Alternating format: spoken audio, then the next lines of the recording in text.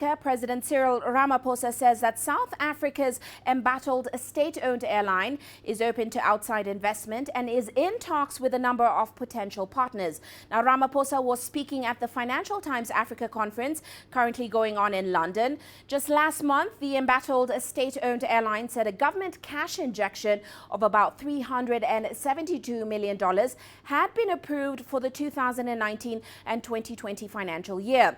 Well, South Africa's government is under growing pressure due to the heavy debt burden from SAA and power firm Eskom, as of course it grapples with lackluster growth and high unemployment.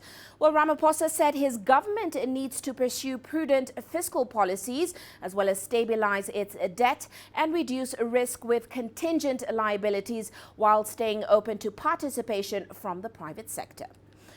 Well, of course, let's find out more from Angelo Coppola. He joins us now in Johannesburg. Angelo, great to have you on the show.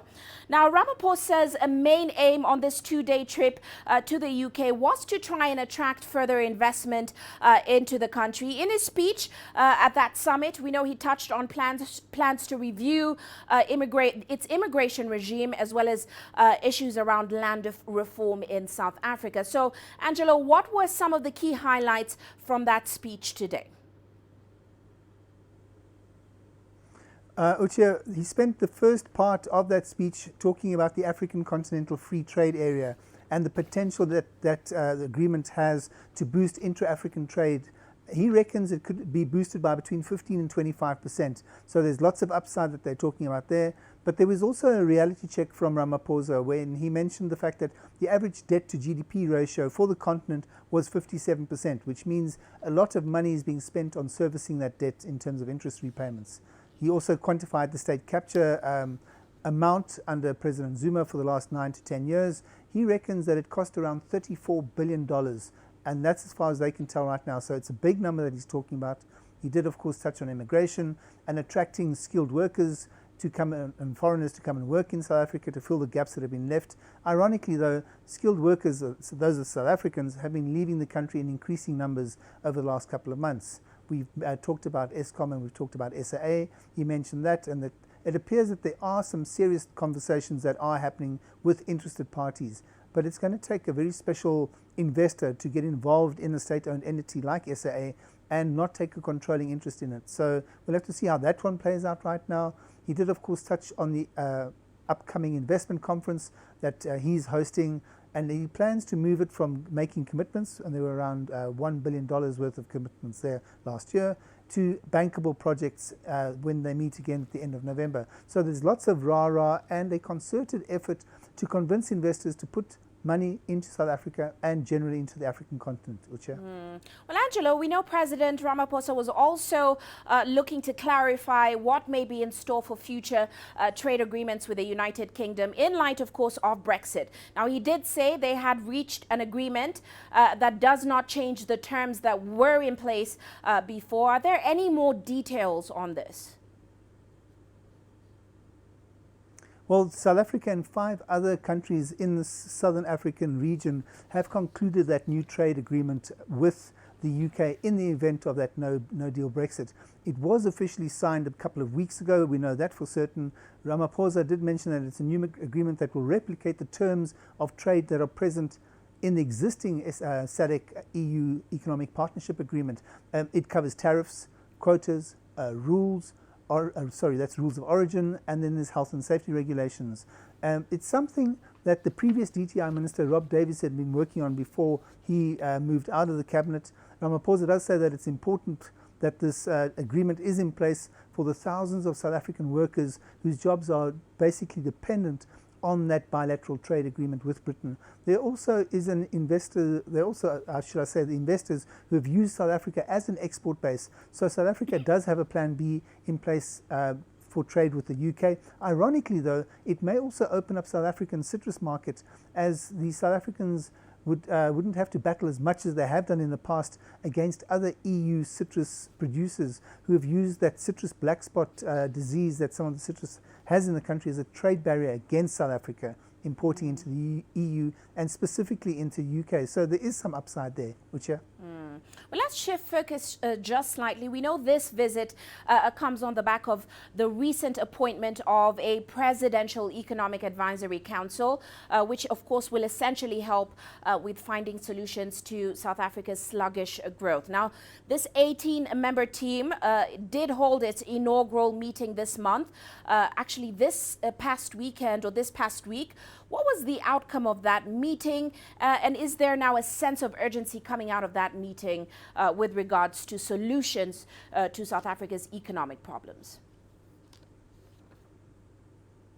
Well, look, it's quite difficult to determine if there's any sense of urgency at all at the moment, because it really is brand new. It's been a couple of weeks since the announcement of that group, and also, as you said, last week when they actually met for the first time. So it is early days. That council, though, is made up mostly of academics. There are a couple of economists that have been thrown into that batch as well, and several internationally renowned business academics, as it were. So the meeting did take a day. It saw Ramaphosa there hosting it. The group are advisors, and that's important. They're not implementers. The implementers are in another grouping that Ramaphosa is also working with, and that's been on the go for at least the last 12 to 14 months, and that's around the business leaders and the CEOs in South Africa. There are operators, in fact they are the operators and the implementers, and they're the people that are putting the plans in place as well as fronting the money that they need to get some of these projects that they've been planning off the ground. So there have been some wins there, but it's about doing business. So the implementers are in the business sector, while that economic group are really the advisors who are going to counsel the president on what he should be and shouldn't be doing. Uche. Well, as always, many thanks for your insight, Angelo. Of course, that was Angelo Coppola joining us there in Johannesburg. Well, let's move on now. Thousands of Algerians took to the streets on Sunday to protest against a bill which is aimed at attracting foreign investment to the country's oil and gas sector. Now, the protesters are accusing the government of selling out Algeria's resources to secure the support of Western countries. The new energy bill has also further angered anti-democracy protesters who have been demonstrating since February this year. Algeria's economy and state revenues are highly dependent on the energy sector. However, foreign currency reserves in the North African economy have more than halved since oil prices began to drop in 2014. Meanwhile, Egypt has maintained its position as the largest recipient of a foreign direct investment in Africa. However, according to UNCTAD's 2019 World Investment Report, inward investment flows in the North African economy decreased by 3% this year, and that's compared to the previous year. Well, CGTN's Yasser Hakim takes a look at what's needed to push Egyptian investment levels up once again. In spite of topping Africa in investor attraction, the numbers show a slight drop than previous years. And that is global as well, not just in Egypt. A number of businessmen have been studying measures to attract more investments into the country. We need a lot of things. Mainly is to make the investment climate comfortable, easy and promising. One thing we need is decreasing bureaucracy, and the second is to give benefits to the foreign investor.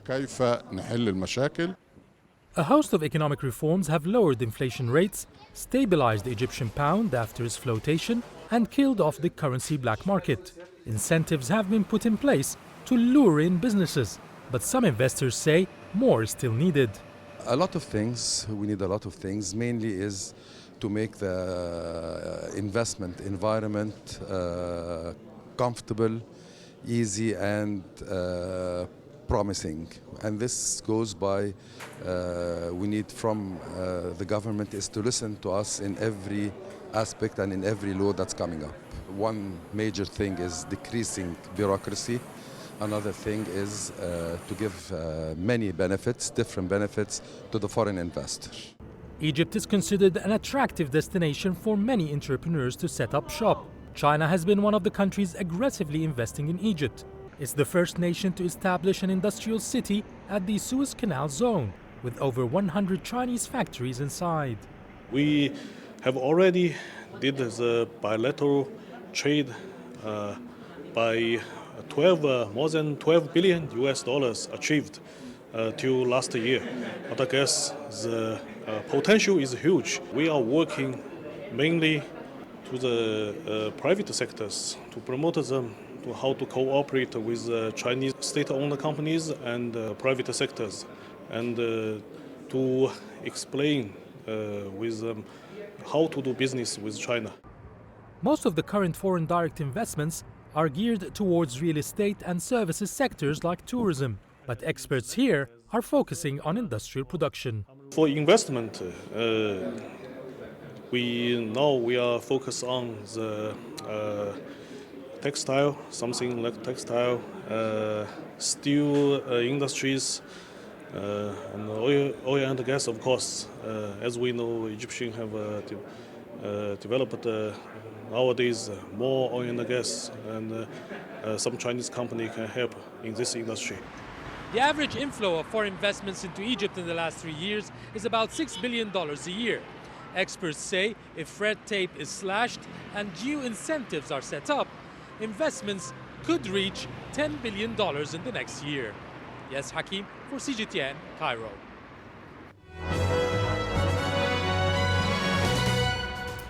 Now a look at some of our corporate headlines today. Staying with FDI in Egypt, the country's financial regulator has reduced stock exchange fees to encourage investment as well as competitiveness with other regional markets. The decision is in line with the Egyptian government's strategy to sell shares in some 23 state-owned companies on the stock exchange as part of its plan to raise nearly $5 billion. And Nairobi Securities Exchange in Kenya has commissioned a new equities trading system that's set to boost trading at the bourse. Now, the new system comes along with significant changes to the structure of the current trading process.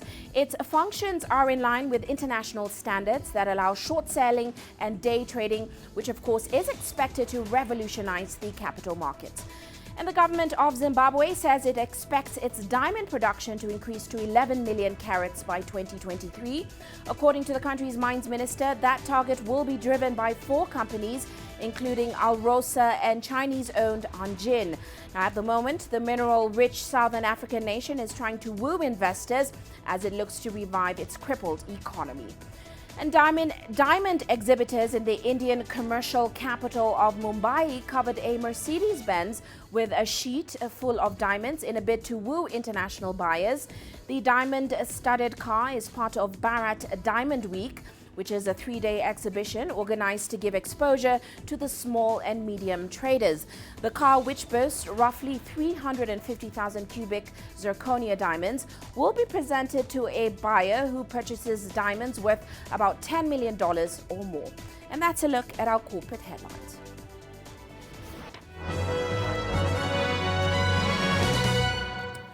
Well, let's head into a quick break, still to come.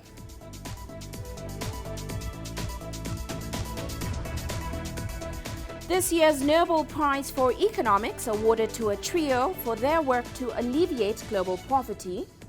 And Ghana and Cote d'Ivoire to re-examine the sustainability of cocoa if producers don't earn more for the beans.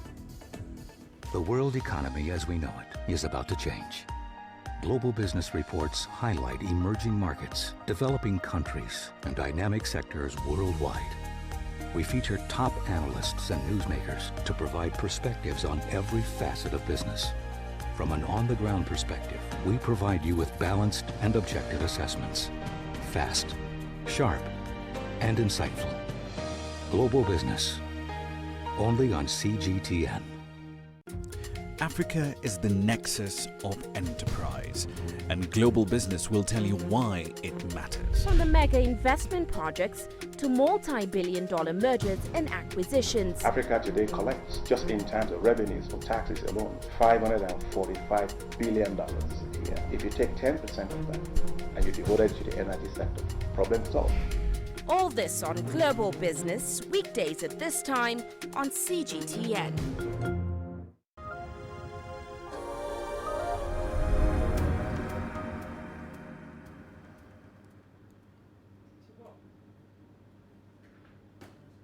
Welcome back. Now, a trio of economists are the winner of this year's Nobel Prize for their work to alleviate global poverty. Abhijit Banerjee, Esther Duflo, and Michael Kremer pioneered an experimental approach to poverty reduction by focusing on smaller, more manageable issues such as education or child health. Take a look. The Royal Swedish Academy of Sciences has today decided to award the Sveriges Riksbank Prize in Economic Sciences in memory of Alfred Nobel for 2019 jointly to Abhijit Banerjee, Esther Duflo, and Michael Kramer for their experimental approach to alleviating global poverty. Now, elsewhere, the world's top two cocoa producers, Ghana and Cote d'Ivoire, say they will re-examine the industry's sustainability schemes if buyers don't pay more for the beans. Now, in a bid to ease pervasive farmers' poverty, the West African neighbors introduced a $400 living income differential back in July on all cocoa sales for the 2020 and 2021 season. Well, let's take apart this situation further. We're joined now by Nabil Ahmed Rufai. He's joining us in Accra. Great to have you on the show, as always, Nabil. Well, let's talk about this new strategy. According to both Ghana and Cote d'Ivoire, they've seen the slow uptake of this new strategy, which aims to levy about $400 per ton premium, and that's to help improve all growers' pay. Is it purely because we're seeing chocolate brands more focused on these sustainability programs, or are these chocolate brands holding back support for this idea because of that $400 premium? What's the issue? Indeed, Uche, the chocolate makers are more focused on their sustainability programs at the expense of their living income differential of $400 per ton of cocoa. This is because the Western consumers of their products are more concerned about ethically sourced products, and this is where the chocolate makers actually push their attention on. They are spending millions to ensure that all the products that they are going to be producing for the market, especially those being consumed by the Western world, are actually ethically sourced. And this is also going a long way to boost their brand. And this is where the situation is at the moment, the fact that they are focusing more on their sustainability schemes at the expense of the LID, which came into effect in July. Although when the top two cocoa producers actually mooted this idea that they would want the $400 per ton of cocoa to be given, these chocolate brands actually hailed the idea as a very laudable one. It then comes as a surprise that they are dragging their feet in making payments. Now, there is a reason why we are seeing these chocolate makers dragging their feet and focusing more on the sustainability programs. I won't explain all of it, but basically, analysts are now questioning whether this new price plan will work, as many of these chocolate makers are not able to hedge on that $400 premium. They also say it may entice farmers to grow more cocoa than what the market needs, and that, of course, will destabilize cocoa prices going further. So do you agree? Is there some sort of agreement with these analysts' arguments? Yeah, partly right. But then for now, a lot of the cocoa farmers are impoverished and they would want the living income differential to be paid up so that they can improve their livelihoods. We know that it's expected that this living income differential is going to make sure that these farmers get a 70% of the 2,600 per ton of cocoa that is sold, which is the target price. Also, this living income differential is going to ensure that if the market price exceeds $2,900 per ton, the funds will be channeled into a stabilization fund where, should the market price fall, these farmers will be able to get the target price anytime there is a shortfall. So, indeed, it may result to growing more cocoa and also churning out a lot of cocoa beans on the market. But then the most important thing at the moment is for improvement of their livelihoods, Uche. Quite true, Nabil. But it certainly seems to be going their way. We know the world's biggest cocoa growers are currently reviewing these sustainability projects that they complain about. They'll be making a decision on whether they'll continue or discontinue these programs in October. What do you expect will be the outcome? Do you think it's going to go in their way? Well, we are learning that these sustainability projects have not really done much in helping tackle the issues of child labor, which is very prevalent in these cocoa growing areas. It's also not been able to help tackle issues of deforestation in these West African countries.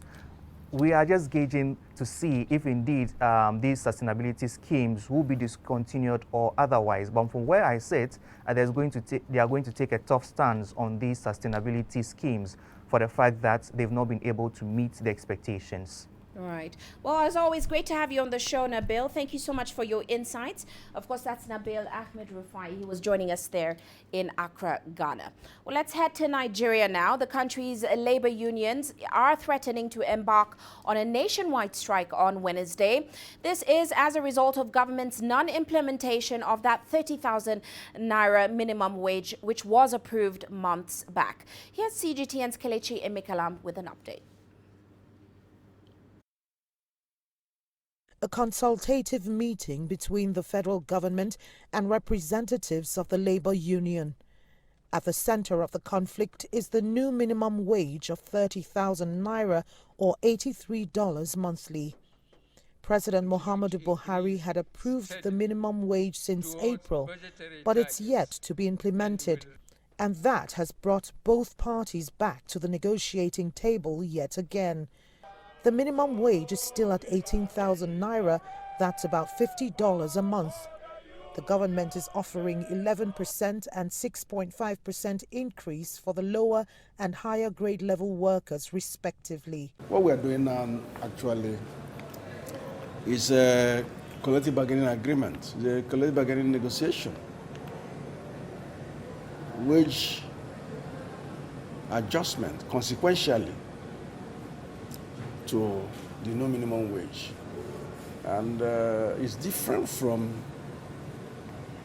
a holistic wage review in the public system or in the private sector. No, it's not it. So they have accepted that, and we're making progress. But negotiations resulted in a logjam. Labour has been pushing for 27% and 24% increases for the lower and higher grade level workers respectively. The impact of today's meeting is that we have given them the facts they need, to the extent that Labour will not tolerate anything short of reasonable adjustment in the ongoing negotiation. And on their own, they want to meet now. So we believe that their meeting today will give birth to whatever you see tomorrow. But Labour is prepared to taking any step in driving their demand home. And such action would include a nationwide strike. But the outcome of government's overnight meeting would be the benchmark of labor unions' next line of action. Kelechi Emekalam, CGTN Abuja, Nigeria. Meanwhile, an Ethiopian doctor is investing in modern technology to ensure that he helps people get medical services at home instead of taking expensive trips abroad. He is amongst a handful of doctors benefiting from a government scheme to assist them. Now, the government says thousands of Ethiopians go abroad to seek health services, and that's due to lack of facilities in the country. CGTN's Coletta Wanjoy visited Dr. Akeza Tiame and filed this report. When he built a medical center 12 years ago, Akeza Tiame was among the first few Ethiopians to open a private clinic. Many Ethiopians relied on government health facilities that were mostly free. Private investors were wary because they weren't sure that people would pay for health services. It was risky back then, but I don't think it's as risky now as it used to be, because people understand the values the private sector has brought, into the market, and now probably about 50% of the healthcare services is provided by the private sector. But many services are still lacking, forcing Ethiopians to go abroad. When Dr. Tiame opened his clinic, the Ministry of Health says Ethiopians spent over $30 million a year on medical treatment expenditure abroad to destinations that include Thailand, India, and USA and Dubai. This has since increased to an estimated $500 million as of 2018. Akeza is trying to provide what people seek abroad at a lesser fee. he has acquired the latest technology for accurate testing of tuberculosis and other viruses within hours. With this laboratory setup, he can test for bacterial infections within 4 hours, and the machines tell him which antibiotics to prescribe. In his 4 medical centers, he has treated 230,000 patients in the last 12 years, but says he can't keep up with the growing demand. If we are allowed the opportunity to build better healthcare facilities, I have, for example, submitted a proposal to build a $100 million hospital here in Addis. And the proposal is completed, the design is done, and we have investors that are lined up to come and invest, okay? If we do that, then within the next 4 or 5 years, the number of patients that would go abroad, because of medical tourism, would significantly decrease. The government is seeking more investors like Dr. Teame. We would also need to streamline and simplify what were protracted rules and regulations on investment. Again, this is part of the effort to further increase foreign direct investment flow into Ethiopia. It is now offering tax breaks and loans to attract local and foreign investors into the health sector.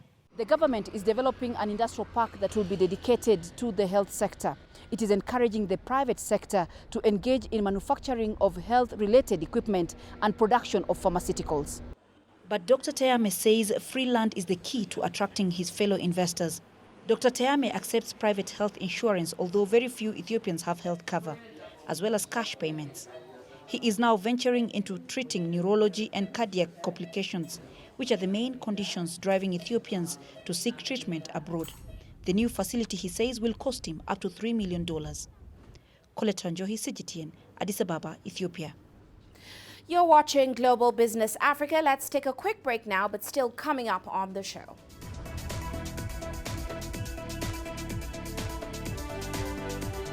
The UK's Queen Elizabeth set out an ambitious plan to leave the European Union by October 31st. And the World Trade Organization allows the US to slap tariffs on some goods from the European Union.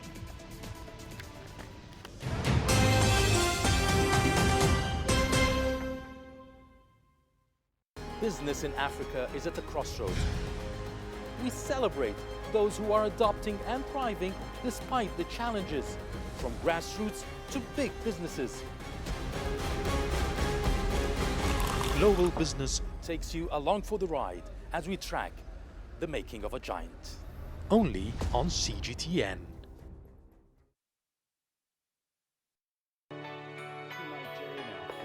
Economic data out of the country. The country's foreign currency reserves. With a dedicated and diverse team of anchors, CGTN now brings Africa to the palm of your hand. I'm Penina Karibe in the heart of Nairobi, which is bustling. From everyday heroes to the continent's most powerful figures, we bring their voices to you. We haven't changed. And this is something most of us are very excited about. We bring you news that's changing perspectives. I'm Uche Okoronkwo reporting from Nairobi's city center. News that brings Africa to the world.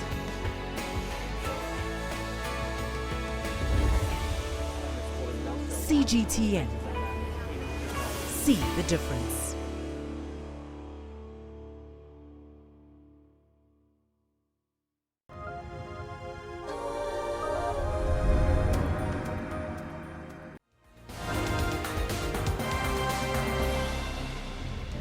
Past the hour, let's recap today's top headlines. The remains of Kenyans who died in the Ethiopian Airlines plane crash on the 10th of March in Ethiopia have finally arrived in Kenya.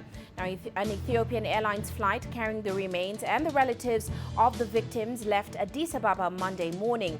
Relatives went to Ethiopia's capital to collect the remains of their loved ones over the weekend, and that's after DNA testing identified them positively. And in Tunisia, celebrations have begun after exit polls showed that independent candidate Kais Saied has won the presidential runoff with over 70% of the votes. His rival, media mogul Nabil Karoui, is second with about 23.11%. Although no official results have been published yet, his supporters have been taking to the streets to celebrate his win. And Mozambicans are set to go to the polls in a few hours. The Southern African nation is still recovering from Cyclone Kenneth and Idai that of course hit its coastal towns in March. Now the recovery efforts, together with a recent peace deal signed between the government and opposition party Renamo, are some of the issues that will define the outcome of those polls. And peace talks for Sudan's rival groups have begun in Juba. The talks bring together all Sudanese armed groups opposed to the government in Khartoum and representatives from the Regional Intergovernmental Authority for Development. And that's a recap of today's top headlines.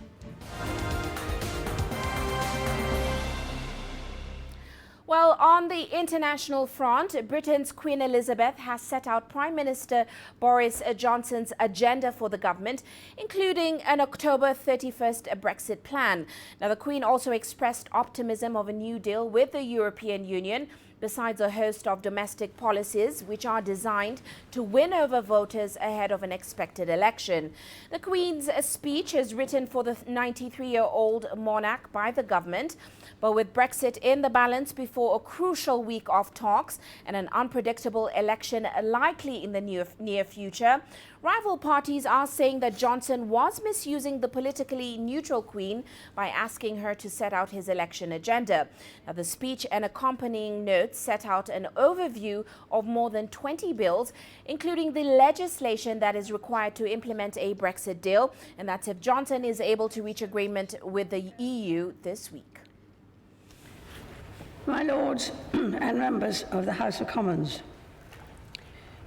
my government's priority has always been to secure the United Kingdom's departure from the European Union on the 31st of October. My government intends to work towards a new partnership with the European Union based on free trade and friendly cooperation. My government is committed to establishing the United Kingdom as a world leader in scientific capability and space technology. Increased investment in science will be complemented by the development of a new funding agency, a more open visa system, and an ambitious national space strategy. As the United Kingdom leaves the European Union, my government will ensure that it continues to play a leading role in global affairs, defending its interests and promoting its values. Well, still on Brexit, Irish Foreign Minister Simon Coveney says that a deal between Britain and the European Union is still possible. British Prime Minister Boris Johnson has vowed that Brexit will take place on October 31st, deal or no deal. However, he is legally obliged to request an extension if London fails to secure a divorce agreement by Saturday. Well, let's move on now. Climate change activists from the Extinction Rebellion group are using 2 weeks of civil disobedience to fight for government to do more to protect the environment. The group staged a protest in the heart of the city of London. Activists gathered outside the Bank of England from the early hours of Monday, blocking roads and bringing traffic to a standstill. At least a dozen protesters were arrested after lying on the ground and gluing their hands together. Well, Extinction Rebellion rose to prominence in April when it caused traffic chaos in central London for about 11 days. They want government to take more radical steps to reduce greenhouse emissions. So we are here to raise awareness about this and to make a plea that, these investors, they need to change, because otherwise they will become like they will no longer be suitable in this particular situation. Business as usual cannot function anymore. The message, no planet, no profit, is a very clear one. It's difficult to tell people and get people on board for a movement that is in direct contradiction with what their job mandate is, and I understand that. But at a certain point, we've all got to wake up and understand that if we want a planet that our families can live on, that our children can thrive on, that business as usual can't go on. Well, let's shift focus now. The World Trade Organization has formally authorized the United States to impose tariffs on up to $7.5 billion worth of European Union imports. Washington is now free to take countermeasures against the EU and Airbus producing countries. The latest new duties represent the most significant trade action against the EU since the US hit the bloc with steel and aluminium duties last year. Now, aircraft makers Boeing and Airbus have been involved in a long-running trade dispute. It started in 2004 when Washington accused the UK, France, Germany and Spain of providing illegal subsidies and grants to Airbus. Meanwhile, the Chinese government has released a white paper on the country's food security situation, and that's ahead of World Food Day on Wednesday. The paper outlines China's efforts in ensuring agricultural production. Here's Jin Yangqiu with the details. From feeding its huge population to growing a healthy society, the transition of China's agricultural production is reflected in the country's most recent white paper. The document comes decades after the first white paper on China's grain issue was released in 1996, introducing the country's achievements and future plans for food security. The Chinese government's emphasis on agriculture and supporting policies has encouraged grain production. The newly released white paper says China's reached its 95% self-sufficiency target for grains, including rice, wheat, and corn. The country's total grain output was around 660 million tons last year, nearly 6 times the output in 1949, when the People's Republic of China was founded. The average Chinese person now possesses 470 kilograms of grain, much higher than the world's average. Economic and food production reforms have helped China's growing population increase its daily calorie intake to over 2,000 per person. Yet feeding 1/5 of the world's population with less than 9% of the world's arable land remains challenging. To ensure the sufficient supply of major agricultural products, measures include protection of permanent basic crop land and plans to build high-quality farmland. The white paper reaffirms that China's food security strategy is domestic supply with moderate imports. And the country is determined to promote agricultural innovation and work with other countries towards the zero hunger goal of the UN 2030 agenda. Jun Chao, CGTN. Now, wheat is a food staple in many parts of China. A lot of time and research goes into increasing production of the grain and its resistance to disease in the face of rising threats to food security. A team of scientists in Shaanxi province is at the forefront of this effort. Here's CGTN's Zhang Yibing with more. A familiar staple crop to many, wheat. It's used to make a variety of dishes in Chinese cuisine. But few know its genetic makeup is far more complicated than rice and even human DNA. For some scientists, they say sequencing the wheat genome is like climbing Mount Chimoloma. International researchers are working on ways to increase its yield and nutrition. The genetic code of wheat was finally unlocked a year ago after more than a decade of research. Chinese scientists were part of the collaboration. After we decipher this codebook, we can further explore the life process of wheat from the molecular level to analyze its growth and its reproduction. This is based on our basic theoretical studies. For Song and his peers, a growing population, the loss of farmland, and climate change are posing threats to food security, not only for China, but other countries. So next, their priority is to find higher yielding varieties that adapt to diverse environments. For this part, they are always ready to make new efforts. Zhang Zhengmao has been breeding wheat for more than 30 years. With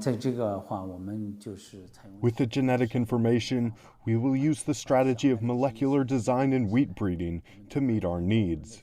In that case, we will have breakthroughs to have better nutrition, resistance, and quality of wheat.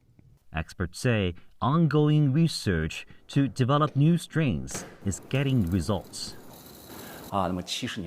In the past 7 decades, the wheat crop in China has updated 7 times, and each time marks an evidently higher yield. China is the world's largest wheat producer and consumer, but concerns remain. When it comes to quality, there's still a huge space for improvement. We need to keep working on this. Researchers say having the variety of wheat strains is key to understanding how genes evolve and what can help to resist drought and pests. It is especially important for a country like China, home to about 20% of the world's population. Zheng Yibing, CGTN, Yangling, Shanxi Province. Meanwhile, Universal Studios has brought the magic of the movies to China in the form of a huge new theme park. The resort includes 7 themed lands, a signature Universal City Walk Beijing entertainment complex, as well as 2 resort hotels. While CGTN's Wang Mengzhe visited the site and brings the following report.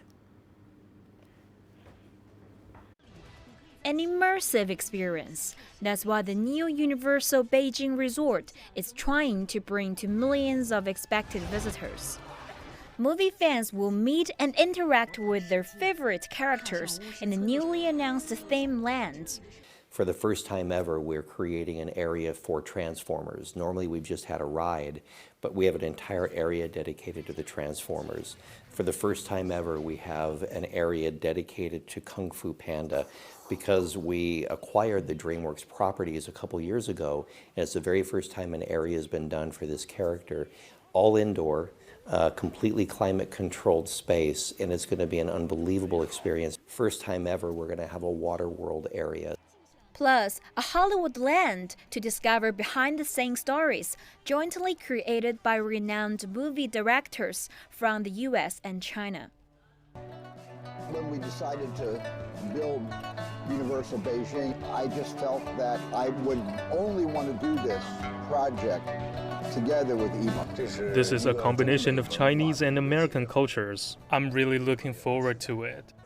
Approved by the Chinese government in 2014, the 4 square kilometer project in the district of Tongzhou has finished half of its Phase 1 construction. Why did Universal Studios decide to set up the largest resort here in Beijing at this particular time? We have a history that goes back almost 2 decades in China, when the first discussions were being held on building a Universal Studios park in China.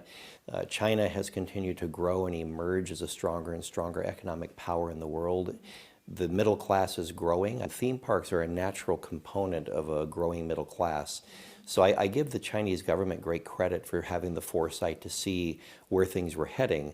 That relationship that started back in 2001 began to take on more speed as we hit 2013 and 14 with setting up the agreements and getting things ready. Despite the ongoing China-US trade friction, Merman says the joint business with China now has no such worry. You know, we really haven't had anything to experience in that regard. We've got a really great partner with BTG. This is obviously a very strong government investment as well as a private investment from Universal. I think we're both collectively focused on the end goal, and so we're delivering the product as anticipated, as expected.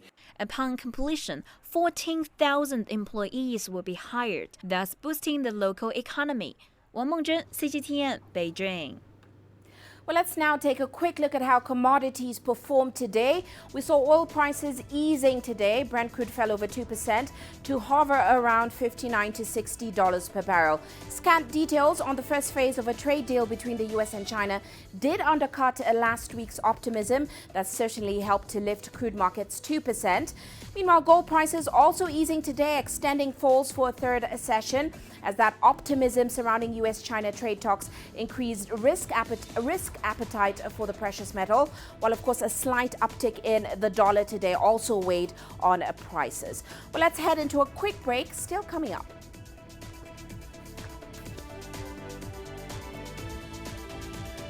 We look at the game that's put Africa's heroes on the global field. You don't find the stories of North Africa by sitting on the sidelines.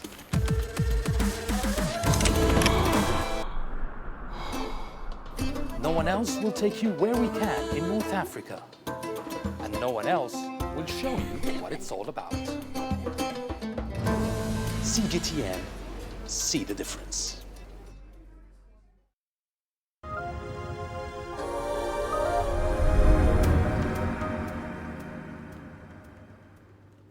Let's go to Tanzania now, where a beekeeping initiative is transforming women's lives by giving them financial independence while also turning them into conservationists. Now, the aim is to produce thousands of hives, which will be home to natural pollinators in protected landscapes. With the details, here's CGTN's Muhammad Abubakar. With more than 2 million of its citizens practicing beekeeping, Tanzania has a long history with bees and honey. For these Tanzanian Maasai women, it's no different.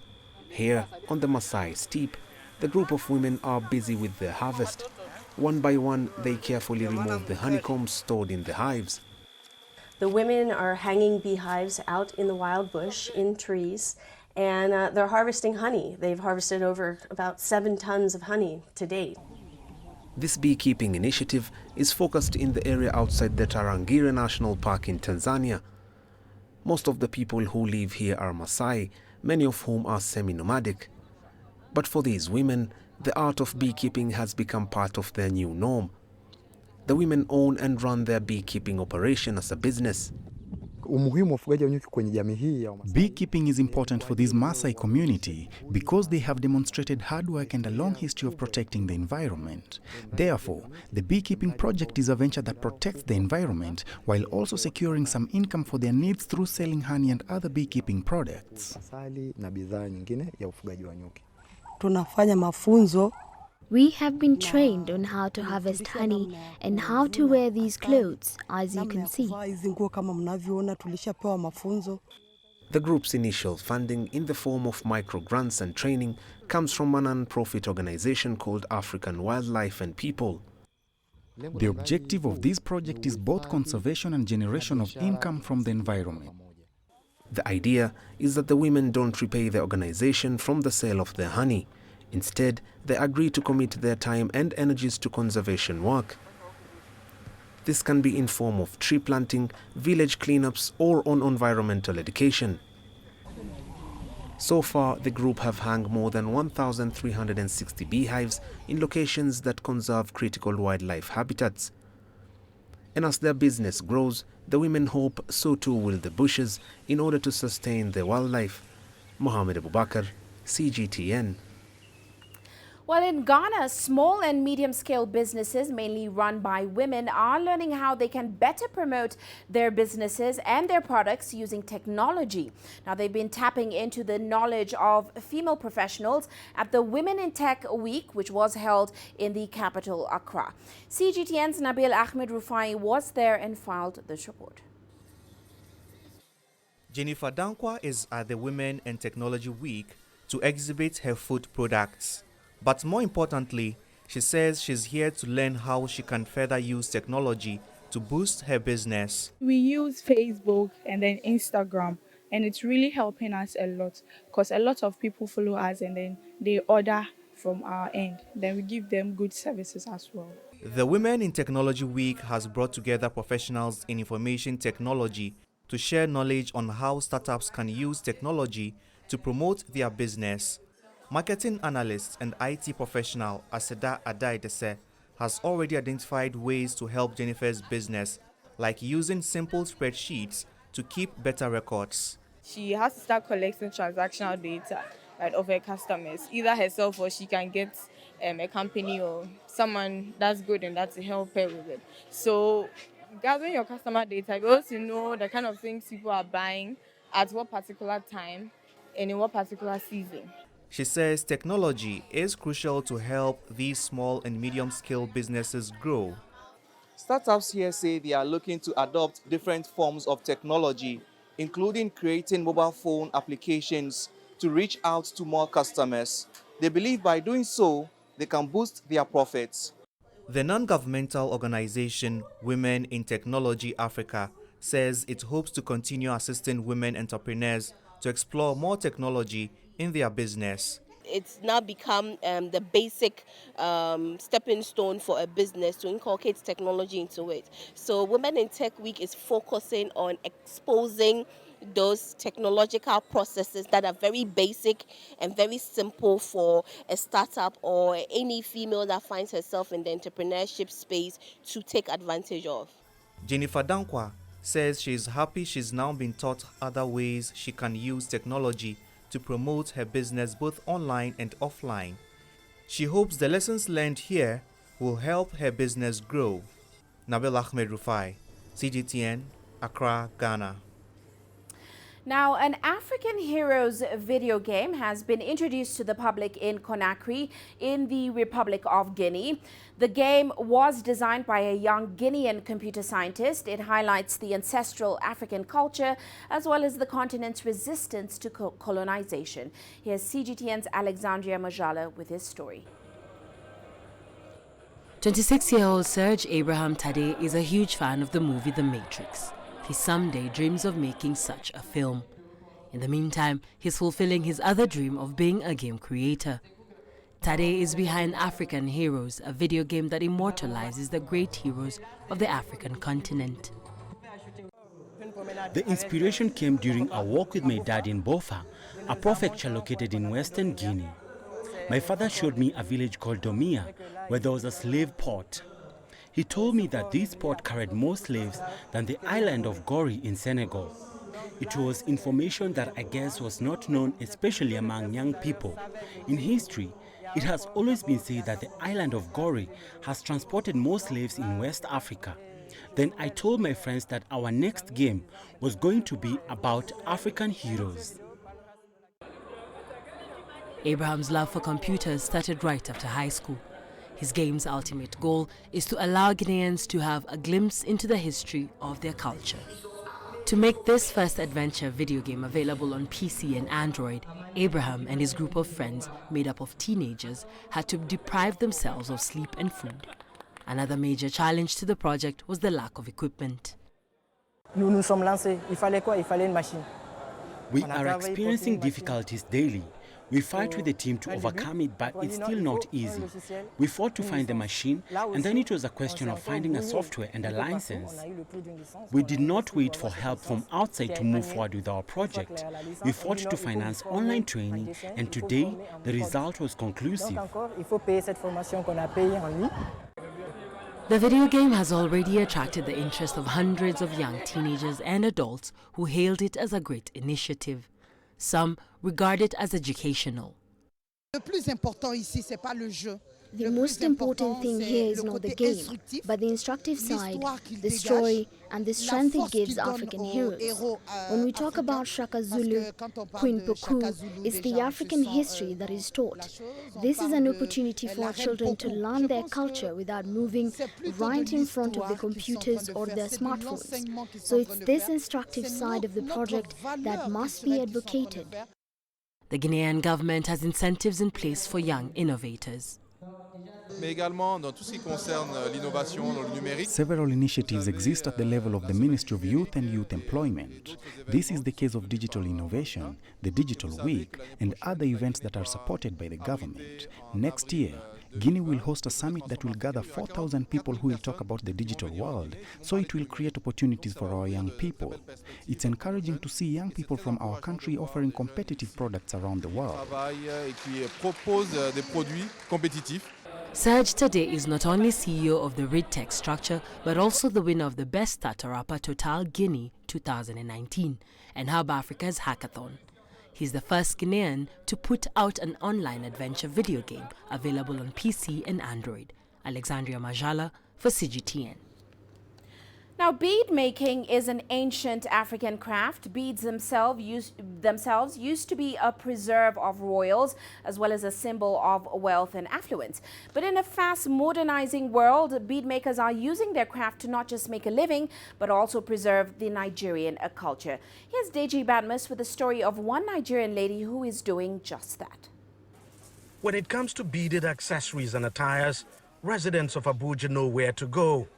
From coral to glass, pearl, seed, sand, camel bone or vinyl, Susan Olaseni can work magic with them. With painstaking precision, she passes wires into the tiny holes of beads to create beautiful works of art. Susan has a master's degree in business administration and a graduate degree in tourism.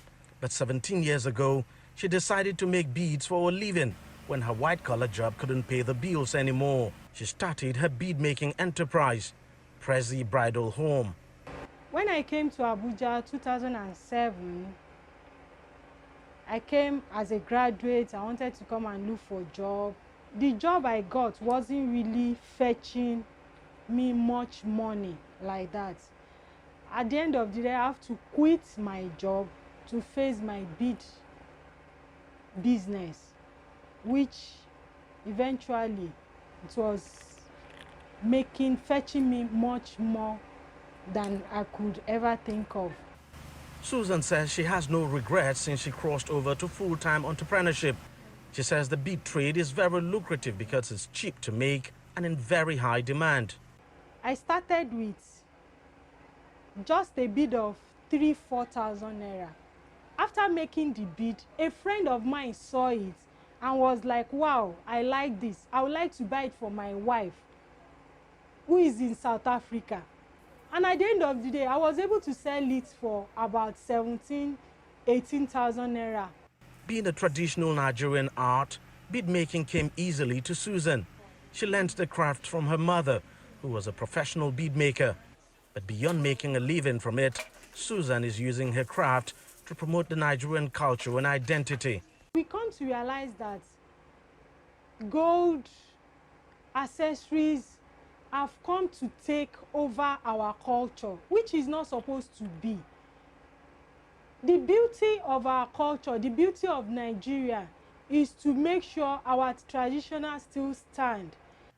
Susan became a bead maker to survive, but 17 years down the line, she's used her skill to empower over 200 women, teaching them financial freedom through bead making. Deji Badmos, CGTN, Abuja, Nigeria. Well, before we let you go, here's a quick look at how Africa's currencies performed today. South Africa's rand weaker, shedding gains after ending a Friday at a 3-week high.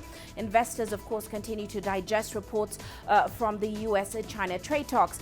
However, we will say the rand has been the best performing amongst emerging market currencies over the past 5 sessions. It gained almost 2% on Friday, boosted, of course, by improved market sentiment in South Africa. Well, that's it for this edition of Global Business Africa. Remember, you can send your feedback to the contacts on your screen. You can also follow us on our various digital media platforms. From me, Uche Okoronkwo, and the rest of the team, thanks for watching.